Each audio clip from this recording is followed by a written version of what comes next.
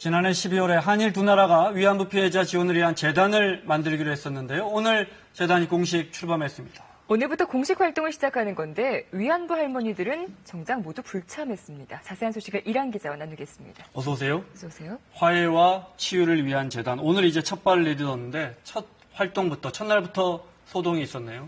네, 재단을 앞으로 어떻게 운영할 것인가 논의하는 첫 회의가 있었는데요. 회의가 끝나고 기자 간담회가 열리기 직전에 대학생들이 기습 시위를 벌였습니다. 현장 화면부터 함께 보시겠습니다.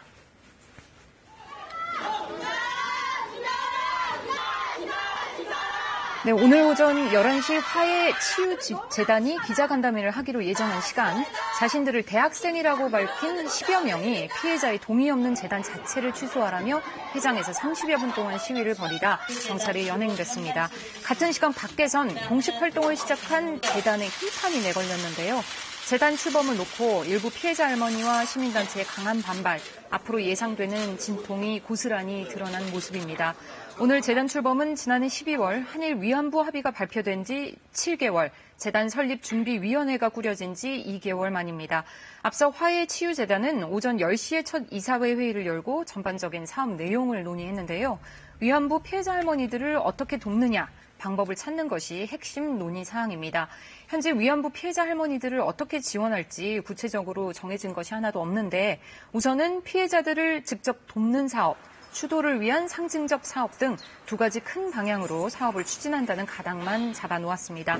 특히 이 가운데서도 직접 수혜 사업의 비중을 최대한 늘리고 피해 할머니들의 의견을 최우선하겠다.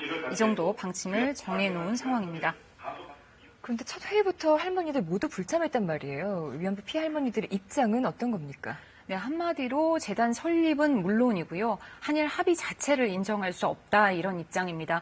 그래서 오늘 회의에 불참을 했고요. 네. 그리고 나흘 전에 그 반대 집회를 열었습니다. 네. 당시 참석했던 한 할머니의 목소리부터 들어보시겠습니다.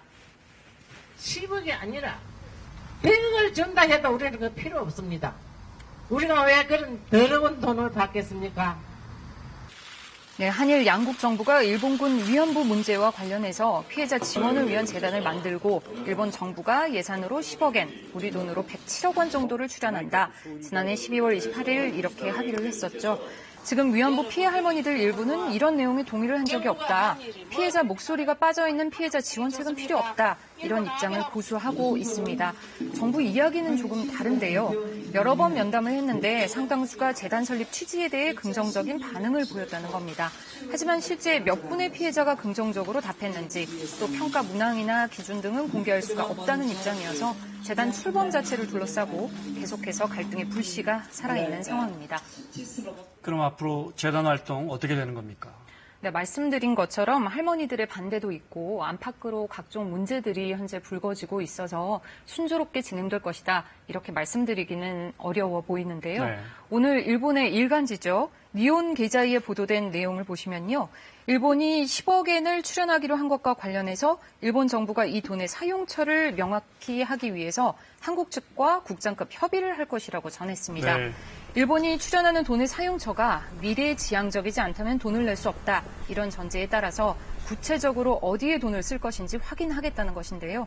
따라서 재단 출연금 이르면 8월 전달한다고 알려졌는데 언제 줄지 시기가 정확히 정해지지 않은 상황이고요. 여기에 지금 주한 일본 대사관 앞에 있는 소녀상 이전 문제가 얽혀 있는데 네. 김태현 화해치유재단 이사장은 소녀상과 10억엔을 주는 것과는 전혀 별개의 문제다라고 오늘도 밝혔지만 일본은 계속해서 다른 관점을 내비치고 있습니다. 앞으로 열릴 국장급 협의에서 최소한 소녀상 이전할 토지를 확보했는지는 확인해야 한다. 이런 안도 제시할 것으로 알려져서 재단 사업 추진 앞으로 험로가 예상됩니다. 네, 다른 소식도 살펴보겠습니다. 배달 음식 주문할 때 요즘에 배달 앱 이용해서 편리하게 많이들 하시잖아요. 참고해야 될 발표가 있더라고요. 네, 맛있다 이런 후기들만 보고 음식을 주문했다가 낭패를 보기 쉬워 보이는데요. 네. 그 배달앱 사업자들이 후기를 공공연하게 조작을 해온 것으로 드러났습니다. 배달앱마다 음식점 후기들이 올라와 있는 모습인데요. 네. 추천 맛집이라든지 인기 매장이라든지 앱에 들어가면 제일 먼저 노출된 업체들을 볼 수 있는데 서비스가 우수하고 인기가 많은 음식점인 줄 알았는데 알고 보니 돈을 내고 광고를 한 업체들이었습니다. 문제는 소비자들에게는 이런 점을 감쪽같이 숨겼다는 것이죠. 반대로 맛이나 배달 시간 등에 대해서 나쁜 후기를 올리면 다른 소비자가 볼 수 없도록 비공개 처리했습니다. 배달앱의 이게 아주 중요한 부분 아닙니까? 네, 그렇습니다. 네. 배달의 민족을 운영하고 있는 주식회사 우아한 형제들과 배달통으로 유명한 주식회사 배달통 등 모두 6곳이 이번에 공정거래위원회에 이런 식으로 후기를 관리하다 적발됐습니다. 다음 소식 알아보겠습니다. 중국인들에게 성형 강의를 해주던 성형외과가 적발됐습니까? 네, 불법 시술을 이렇게 해라 알려주고 수료증까지 줬는데요. 그 강의 현장 모습 먼저 보시겠습니다. 수백여 명이 빼곡히 둘러앉아서 무언가를 열심히 보고 있습니다. 반영구 눈썹, 눈화장 시술을 시연하는 방식으로 불법 의료 강의를 하고 있는 모습인데요. 강의를 들은 사람들은 모두 미용학원 수료증을 따라온 중국인이었습니다. 강의를 하는 사람은 누굽니까? 네, 강의를 한 사람들은 유명 성형외과 의사 홍모 씨 등 의사 2명, 그리고 의료 자격증이 없는 피부관리사 김 씨 등이었습니다. 이들은 성형외과 지하 강의실이나 호텔 연회장에 수백 명의 중국인을 모아놓고 필러 시술 등을 불법으로 강의하고 수료증까지 발급해줬는데요. 모두 8차례에 걸쳐 중국인 1,100여 명에게 이런 강의를 해주고 1,000여만 원의 부당이득을 취한 것으로 드러났습니다. 자, 이란 기자 수고했습니다.